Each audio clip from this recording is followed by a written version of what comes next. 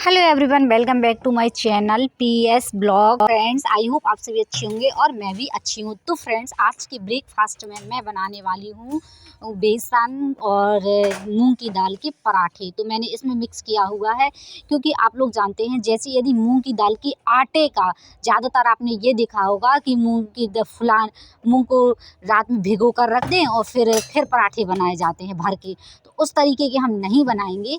इसमें आप यदि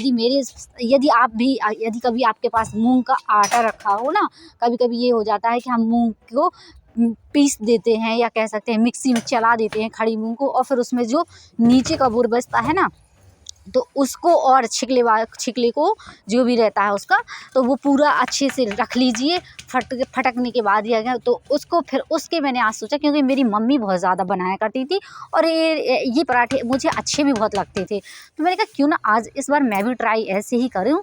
तो मैंने ट्राई किया।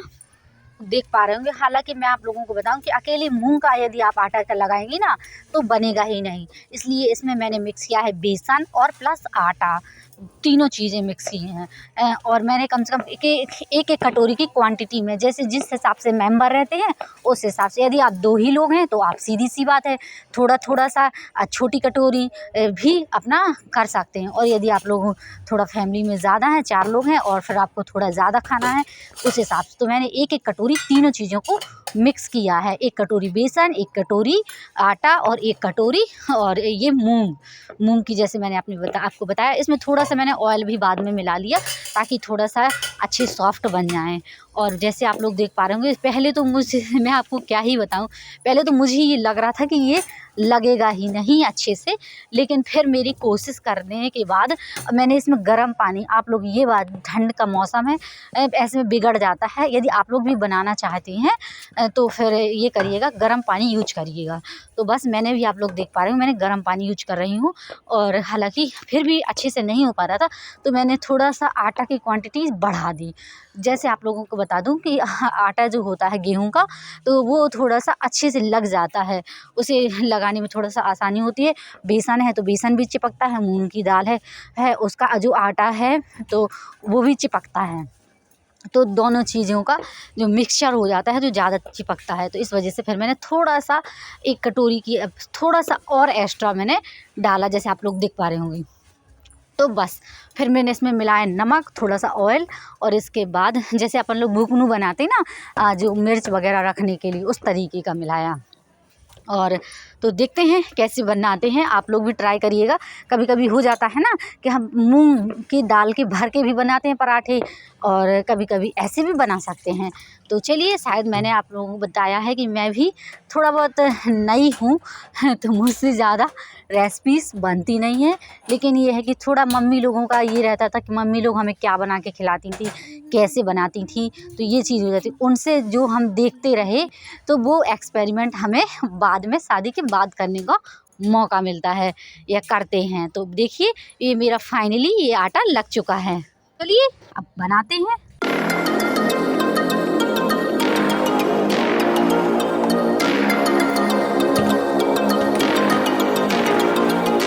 इसके बाद ये आ गए दूध वाला आ गया था। 11 बजे हमारे यहाँ आ जाता है, तो 11 बजे, तो 11 बजे ही फिर इन्होंने ले लिया, 11:30 के आसपास आ जाता है।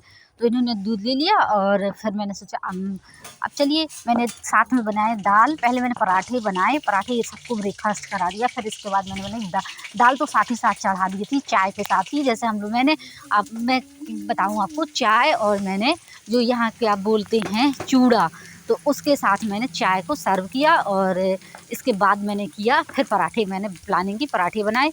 और फिर इसके बाद आज दाल चावल का ये था कि मेन्यू था कि चलो आज दाल चावल ही बनाने हैं, क्योंकि अब ये चले गए थे घर, जिसके कारण सब्ज़ी ये नहीं ला पाए थे। हालांकि सब्ज़ी रखी थी तो हम लोगों ने सारी ख़त्म हो गई। तो फिर ये था कि चलो अब क्या बनाया जाए, तो दाल चावल, जैसे कि आप लोग जानते हैं ये कॉमन है, जो हमेशा अवेलेबल रहते हैं, ये चीज़ हो जाती है। तो बस यही था। आज भी फिर ये कह रहे थे शाम को लाएंगे, अभी कुछ भी बना लीजिए। तो फिर मैंने दाल चावल बनाए और मूंग की दाल के पराठे। और चलिए, देख पा रहे होंगे मेरी दाल भी फाइनली फ्राई हो गई है। और इस तरीके से मैं फ्राई करती हूँ। और सबका जो रहता है ना, सबका खाने का, कोई बड़ी सिंपल दाल खाता है, सिर्फ ज़ीरा फ्राई खाते हैं।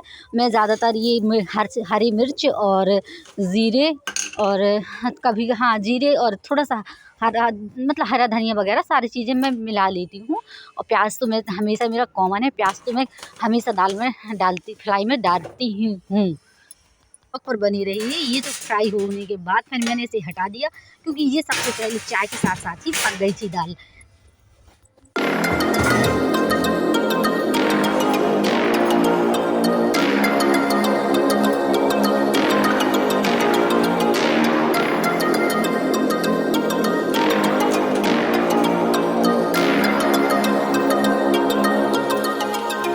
इसको हटाने के बाद अब फिर मैं करूँगी कुछ और। अब मैं चावल चढ़ा दूँगी और चावल, और आप लोगों को बता दूँ कि बहुत ज़्यादा ठंड हो रही है और सब लोग ठंड में बच के रहिएगा। आप लोग जानते हैं यदि मौसम इतना ख़राब है, हालांकि लेकिन ये है कि ठंड का मौसम ये होता है कि थोड़ा सा कवर हो जाता है। गर्मियों का मौसम मुझे अच्छा नहीं लगता, सूट नहीं करता एक तरह से, मैं ये बता सकती हूँ।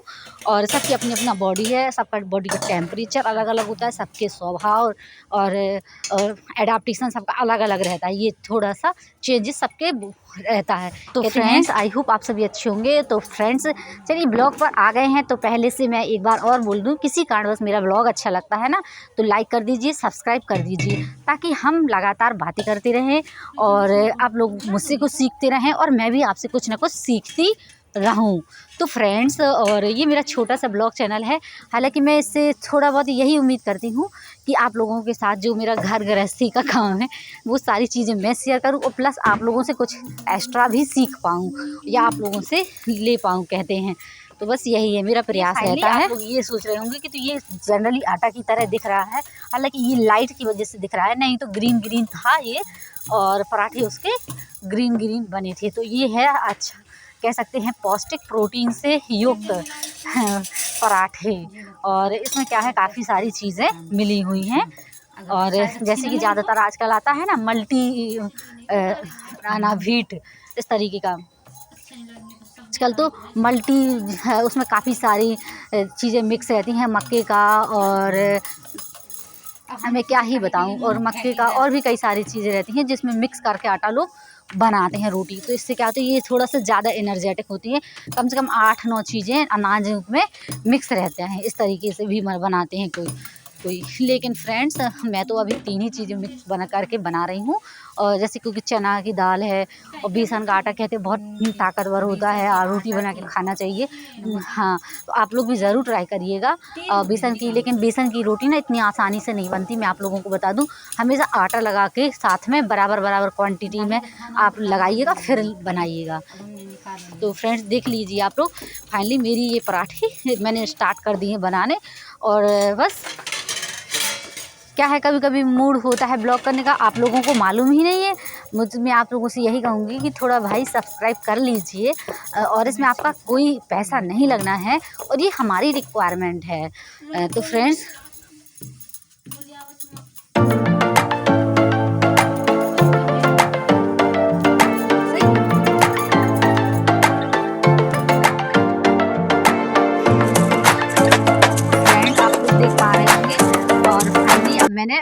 मैं आप लोगों को बता दूं ना कि मैं बिजली के तेल में, आप लोगों के यहाँ क्या बोलते हैं मुझे नहीं मालूम, ये अलसी बोलते हैं हमारे यहाँ मध्य प्रदेश में, और बांदा और मध्य प्रदेश थोड़ा सा लगा ही हुआ है, और महोबा जैसे आप लोग जानते होंगे उस साइड का, तो ये चीज़ है, तो वहाँ अलसी बोलते हैं।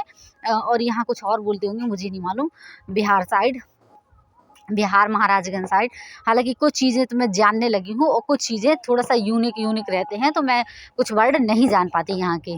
तो फ्रेंड्स, देख पा रहे होंगे आप लोग, और ये फाइनली मेरा ये पराठा बन गया। मैं अलसी के तेल में ही पराठे बना रही हूँ, क्या है, मम्मी ने पहुँचाया है, तो अब अच्छा भी लगता है अलसी का तेल, और आप लोग जानते हैं कि थोड़ा सा सही रहता है, मुझे लगता है घी से भी ज़्यादा सही रहता है अलसी का तेल। कुछ ही मतलब कुछ लोगों के लिए अच्छा रहता है, सबके लिए नहीं, जो एजेड पर्सन होते हैं उन लोगों को भी अच्छा रहता है, क्लॉटिंग नहीं होती है ब्लड की, और कहने लगते हैं ये चीज़ अच्छा रहता है, ताकतवर भी रहता है और क्लॉटिंग नहीं होती, इसी वजह से।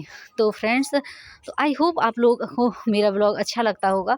तो फाइनली आप देख पा रहे होंगे कि ये मेरा पराठा बनकर तैयार हो गया है। तो आप लोगों के लिए वेलकम। और आइए, सबसे पहले आप लोगों को ही आपका स्वागत है मेरे पराठे के लिए। और बताइएगा कि आप लोग भी ज़रूर ट्राई करके देखिएगा। मेरी फ्रेंड्स मेरा ब्लॉग देखती हैं ना, तो उन लोगों से मैं कहूँगी कि आप लोग भी ट्राई करके देखिएगा। हालाँकि वो लोग क्या, सबका खाना रहन-सहन सबका अलग-अलग रहता है। तो फ्रेंड्स, मैंने तो ये नया ट्राई किया था, मैं सच बताऊँ। मेरी मम्मी तो ऐसा कि हाथ से ही बना लेती हैं। जैसे अगर आटा थोड़ा-सा मिक्स करेंगी और मूँग की दाल का आटा, इस तरीके से हाथ से ही बनाती थी वे। लेकिन मुझसे हाथ से उतने अच्छे से नहीं बनते। तो मैंने पराठे मिक्स करके, मैंने सभी फ्लोर मिक्स करके बनाए हैं। तो चलिए मिलते हैं नेक्स्ट व्लॉग में। हाँ, और अब देख पा रहे हैं ठंड है, पूरा धुआं-धुआं हो रहा। मेरा स्टैंड आया कुछ और पर्पज़ से था, वो कुछ काम उसका और पर्पज़ हो रहा है, ये चीज़ है। तो आई होप आप लोगों को मेरा व्लॉग अच्छा लगता है। किसी न किसी कारणवश अच्छा लगता है तो लाइक सब्सक्राइब कर दीजिए। और वेलकम, आप लोगों का भी स्वागत है। खाइएगा और आप लोग भी ट्राई करके देखिएगा।